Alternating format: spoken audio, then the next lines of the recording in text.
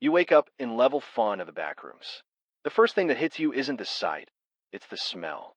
Synthetic vanilla frosting mixed with something metallic, something wrong.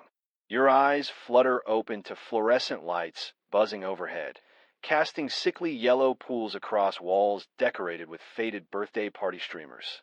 The paper chains hang at unnatural angles, some torn, others swaying despite the absence of any breeze. You're lying on cold linoleum, the kind with that fake wood grain pattern that fooled no one. As you push yourself up, your palm comes away sticky. You don't look at what made it sticky. Not yet. The room stretches impossibly far in every direction. A birthday party theme that someone left running too long, like a computer program stuck in an infinite loop. Balloons in primary colors bob from the ceiling, but their latex surfaces look wrong. Wrinkled, aged. Some have what might be handprints pressed against them from the inside. You stand, and your footsteps echo with that hollow sound that tells you this place is far, far larger than any party room should be. The walls are covered in those generic happy birthday banners, but the letters seem to shift when you're not looking directly at them. Happy birthday becomes help me, then back again before you can be sure. Tables are scattered throughout the space, covered in checkered plastic tablecloths. On them sit cakes, dozens of cakes, but they're wrong too. The frosting has that plastic sheen of something that's been sitting out for months, maybe years. Flies don't even bother with them anymore. The birthday candles have melted into waxy stalactites, dripping onto the floor in colorful puddles that have hardened into slick, treacherous patches.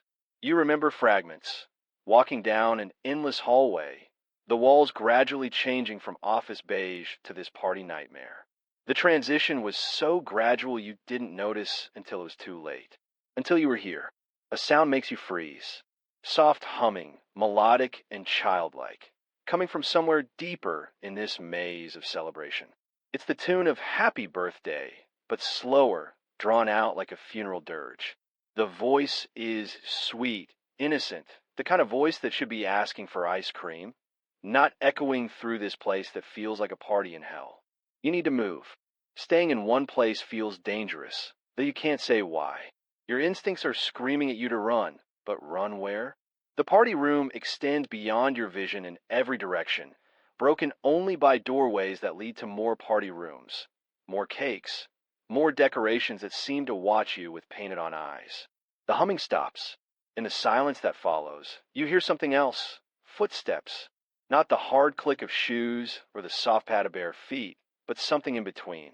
Something that sounds almost like dancing, a rhythmic pattern that suggests celebration. But the rhythm is off, syncopated in a way that makes your teeth ache. You start walking. Try and keep your own footsteps quiet on the sticky linoleum. Past a table where someone has arranged party hats in a perfect spiral. Past balloons that sway toward you as you pass, as if drawn by your warmth. Past a banner that definitely says, "Welcome home." Now, though you're certain it said something else before. The dancing footsteps are getting closer. You duck behind a particularly large table, one covered with what looks like the remnants of a dozen birthday parties. Cake crumbs form patterns that hurt to look at directly.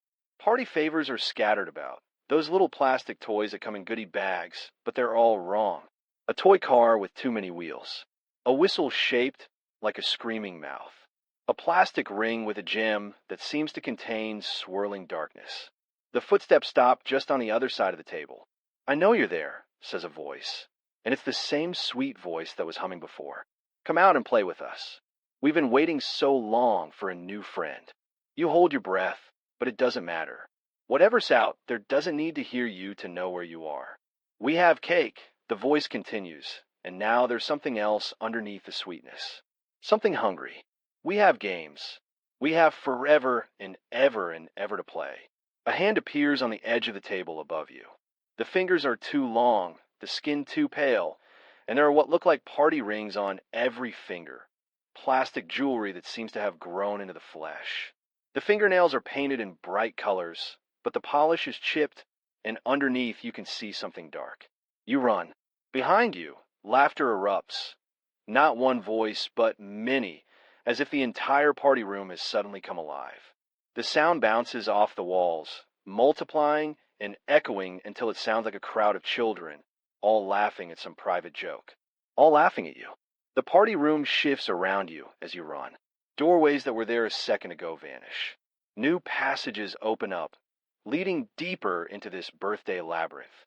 The decorations become more elaborate, more wrong. Streamers that move like tentacles. Balloons that pop as you pass, releasing not air, but whispered words you can't quite understand. You burst through a doorway and find yourself in another party room, this one with a different theme. The walls are covered in drawings, crayon scribbles that look like they were done by children, except the perspective is all wrong. Stick figures with too many arms. Houses with windows that look like screaming mouths. Suns with faces that follow your movement across the page. The laughter is closer now, and with it comes singing, "Happy birthday to you, happy birthday to you, happy birthday dear guest, happy birthday to you." You realize with growing horror that they're singing to you. This is your party. This has always been your party.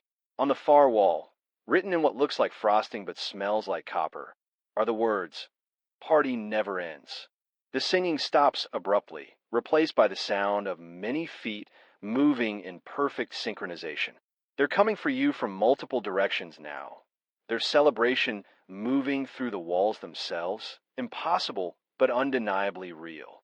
You look around desperately for another exit, another door, another way out of this nightmare birthday party that has no guests, only hosts. Only things that wear party hats and speak in children's voices and want nothing more than for you to join their eternal celebration. In the distance, barely audible over your own racing heartbeat, you hear the static of a radio. Somewhere in this maze of false joy, someone is trying to reach you on frequency 101.5. If you can find it, if you can survive long enough to find it, if this isn't all just part of their game. The footsteps are getting closer, and now you can hear them singing your name, a name you never told them, a name they shouldn't know. But they do know it because this is your party, and they've been planning it for so very, very long. You run deeper into level fun, where the party never ends and the guests never leave.